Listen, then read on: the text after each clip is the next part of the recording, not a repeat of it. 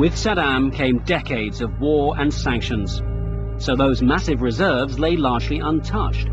But as regime change began to look more likely, at last there was a chance to get back in.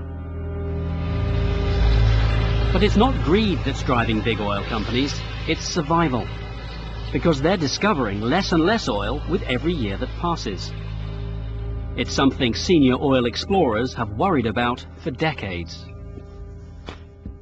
The rate of oil discoveries has been falling ever since the 60s. The 60s were the most that was ever found, and that was 47 billion barrels per year, mainly from the Middle East. In the 70s, the rate dropped. The industry, of course, was exploring everywhere, but concentrated on the North Sea, and the rate dropped to about 35 billion barrels. And in the 80s, it was Russia's turn, and the discovery rate then dropped to 24 billion. And then the rate dropped even further in the 90s. The industry concentrated on West Africa, but only some 14 billion barrels were found, and 14 billion barrels is not enough to replace production, because the world consumes about double that amount. No wonder the multinationals are desperate to get back into Iraq. And it's all the more urgent, because not only are they discovering less and less around the world, but production from their existing fields is falling too.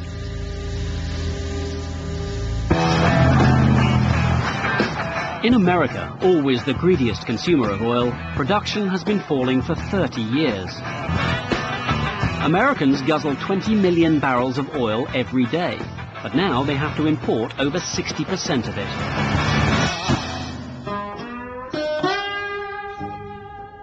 In the high plains of West Texas, falling production is a fact of life. Production in Texas peaked in the early 1970s, and that's when I went into business. Throughout my career, I've watched the production rate in the United States and in Texas decline. Jim Henry is an independent oil man.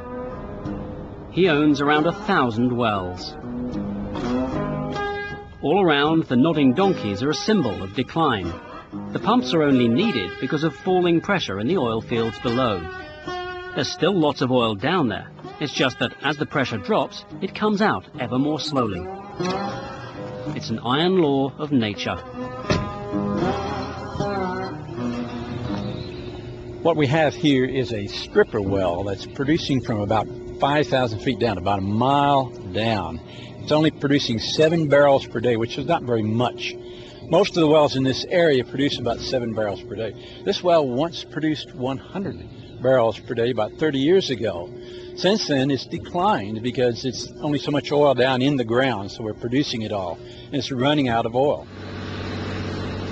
It's not just falling pressure that causes production to decline. Oil men always try to find and exploit the biggest oil fields first. But later on, when they have to rely on small fields, there's a cost to pay.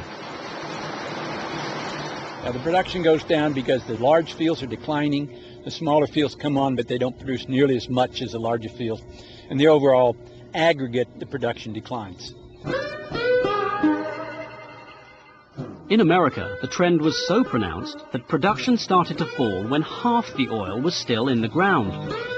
Now the same forces are taking effect around the world.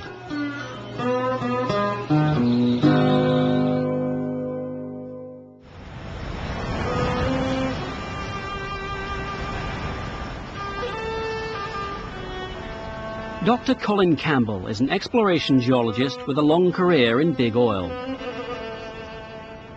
Now, Dr. Campbell leads an international group of scientists which predicts when oil production will start to fall in other areas around the world.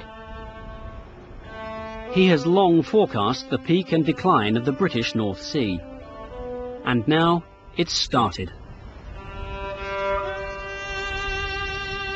In 1999, Britain went over the top and is declining quite rapidly. And it's now 17% down in just 3 years, and this pattern is set to continue. That means that Britain will soon be a net importer. Imports have to rise, the cost of imports have to rise, and even the security of supply is becoming a little bit uncertain. Soon, Britain will be in the same boat as America. Today, we're self-sufficient in oil. But by 2020, we'll have to import 3/4 of our supplies. It wouldn't matter so much if there were other sources to make up the difference, but increasingly, there aren't. It's not only the United States and Britain where production is falling, it's falling all over the world in many places.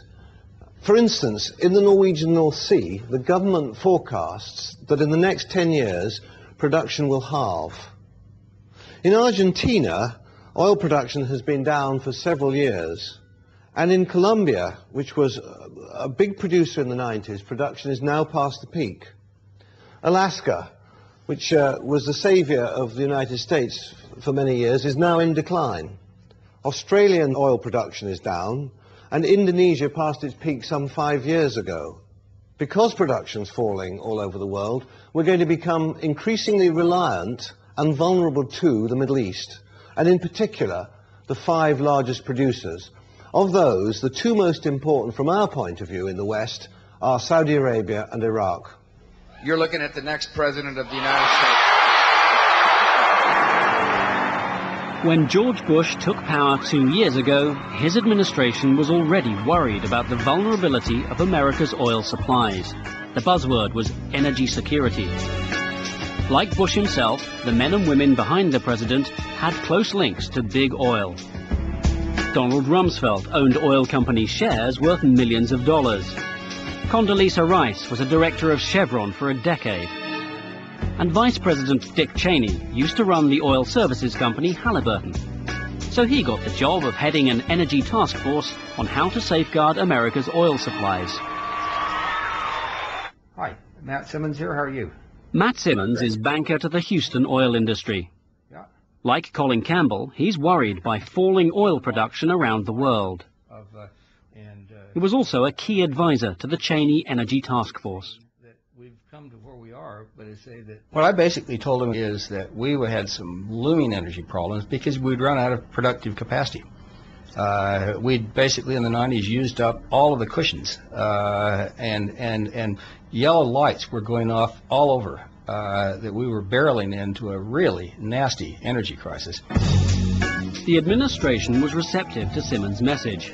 The Cheney report concluded that energy security should be a priority of America's foreign policy. Is there a paranoia about energy? That's probably not a bad description. We've been a heavy importer of oil for 2 decades, but I think that it's just the fact that so many of the areas that we used to rely on are showing signs of no longer growing and probably shrinking. That gives rise to just an uncomfortable sense that we have a lot more serious energy problems to address than we've really thought about for the last 20 years. And the U.S. administration is worried about that? Yeah, absolutely.